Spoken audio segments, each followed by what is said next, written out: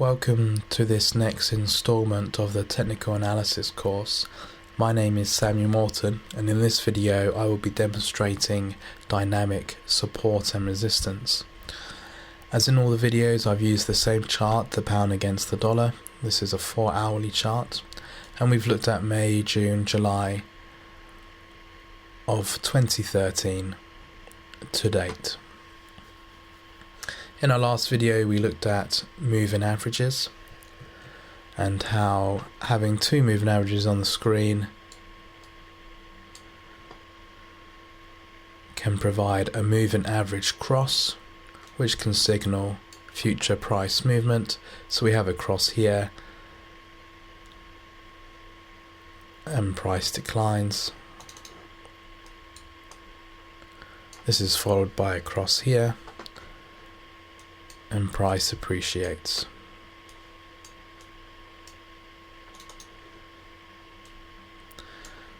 In past videos we've also looked at support and resistance, horizontal support and resistance, meaning areas in the market that when price reaches, it changes direction. So we have price come on the upside, on an uptrend, it reaches this resistance area and price changes direction and goes on the downtrend. As mentioned, we're now going to look at dynamic support and resistance, which in a way is putting the principles of support and resistance and moving averages together. On my screen I have two moving averages, a simple moving average of 25, which is the blue moving average, and a simple moving average of 50, which is the green moving average. Now the way dynamic support and resistance works is a moving average acts as a support or resistance area in the market.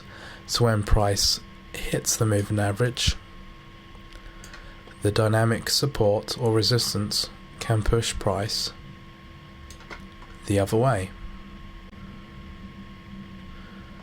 So a moving average with a bullish bias can act as support for price,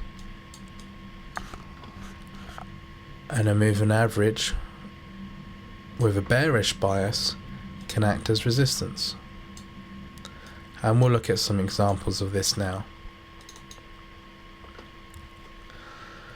We have this uptrend that we've looked at a number of times in this course. Price is uptrending. We have this step in motion in the market. Now this area is a great example of dynamic support and resistance, and in this case dynamic support. Price pushes, it pulls back, and when it reaches this moving average, the moving average acts as support, it rejects price, and price bounces off or is pushed away. We have a similar thing happen again here.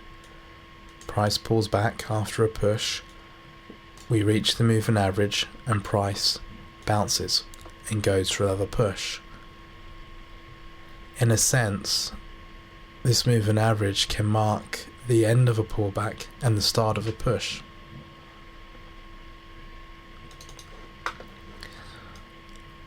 Let's look at the downtrend in June and July. Price is downtrending, we have a push, a pullback, a push, a pullback. Once again we reach the moving average of 25, price is rejected. This time the moving average acts as a resistance, a dynamic resistance area in the market. The pullback ends and we go for another push. Price then pulls back, you'll notice that we close above the 25 moving average. Price is not rejected, but is rejected against the 50 moving average. Once again, a moving average is acting as dynamic resistance. Price reaches this dynamic resistance and is pushed the other way. We have the end of a pullback and start of a push.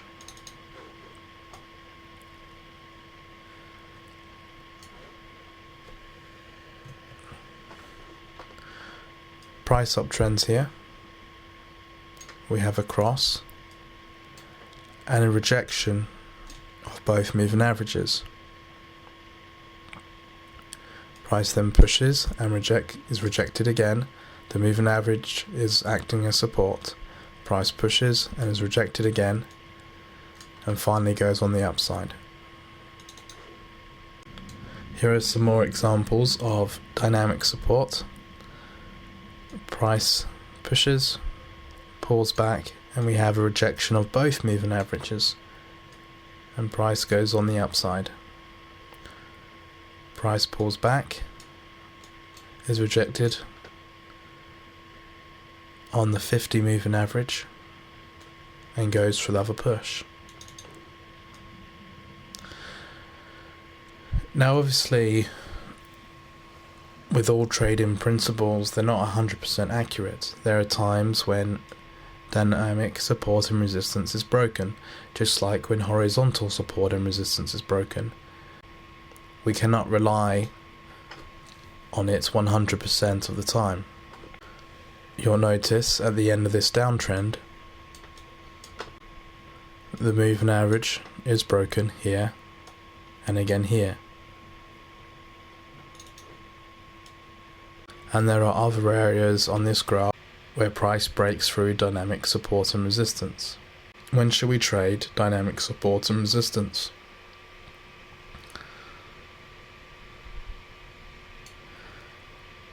I think the best time to trade dynamic support and resistance is when price is trending and we have a pullback against a moving average and there's a signal of a pin bar or an engulfing candle on or near the moving average.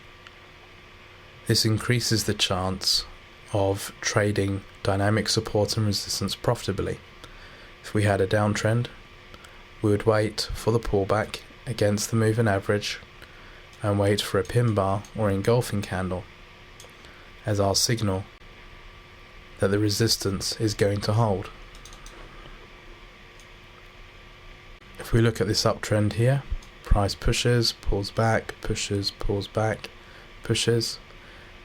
Against this pullback, we have our engulfing candle. On our pullback against the dynamic support. Price then goes for another push. Other strong examples of this can be found here. Price pushes on the upside, we have a cross, a moving average cross, meaning price could uptrend. Price pulls back, and against this moving average we get a pin bar. This is followed by an engulfing candle. There are two strong signals here that this dynamic support could hold as support. Price then strongly goes on the upside. Further along this trend, we have similar signals. Price is uptrending. We have a pullback. The first moving average of 25 is broken, but when we reach the second moving average, we have a pin bar and an engulfing candle.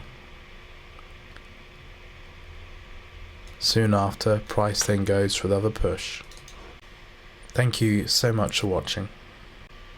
In our next video, I will go into more depth of patterns that form in the market.